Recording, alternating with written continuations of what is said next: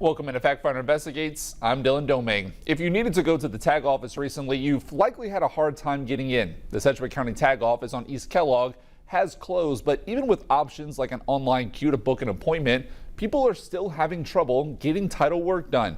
But does that make a difference to law enforcement during a traffic stop? Well, as Keenan Finn found, there won't be much leniency. For some people, title work can mean stress, and for others, it's a breeze.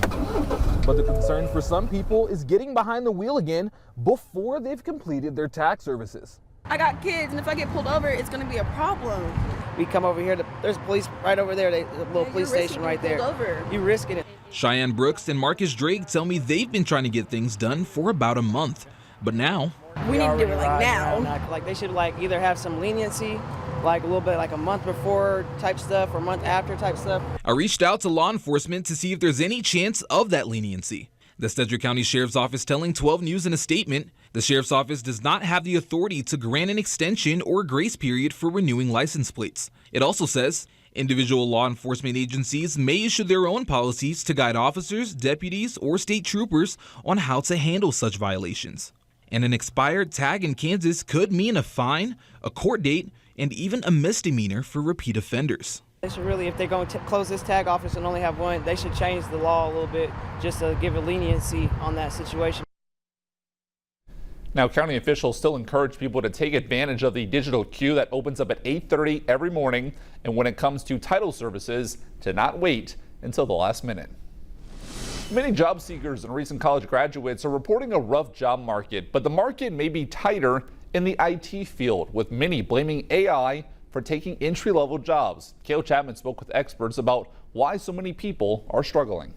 It's definitely a difficult landscape. Cody Farlow is an assistant educator at Wichita State University and has been watching the job market change in real time. The jobs are still available. I think a lot of it is they're transitioning to expecting the grunt work of the code to be done with generative AI, but someone still needs to put it together. He says entry-level jobs are still there, but expectations for IT have changed, and WSU is working to get their students to reach that new standard. Right now, I'm switching almost all my assignments to use AI to force the students to use it as a tool, not a crutch. IT professionals already out in the workforce, like Bill Ramsey at Market Advisory Group, say AI is changing their everyday workflow. I use AI to manage my email.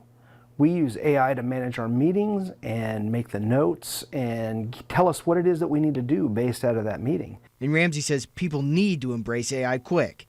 You have to embrace this. You have to learn it. You have to stay on top of it because it will be the competitive advantage for every business out there almost immediately. In Wichita, Cale Chapman, 12 News. The Kansas State Child Death Review Board released its child mortality report. That report detailed notable trends, including that 361 children died in the state in 2023 before reaching their 18th birthday. The most common cause was sudden unexpected infant death for kids ages 10 to 17. It was suicide. Despite Kansas being above the national average child mortality rate, we're actually seeing fewer deaths than in previous years. But one thing that isn't going down is overdose deaths. The review board says that drug-related deaths among Kansas children are surging. 65 children died from overdose deaths between 2019 and 2023.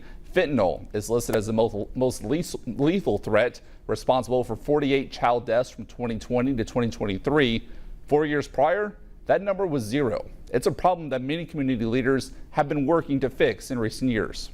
It's a wake-up call to families that their kids are in an environment that is getting increasingly dangerous. And we need to be more aware of our surroundings, more caring for our kids' safety, and be more precautious about what they're doing and where they're doing it and who they're around, because when we turn our back, we don't know.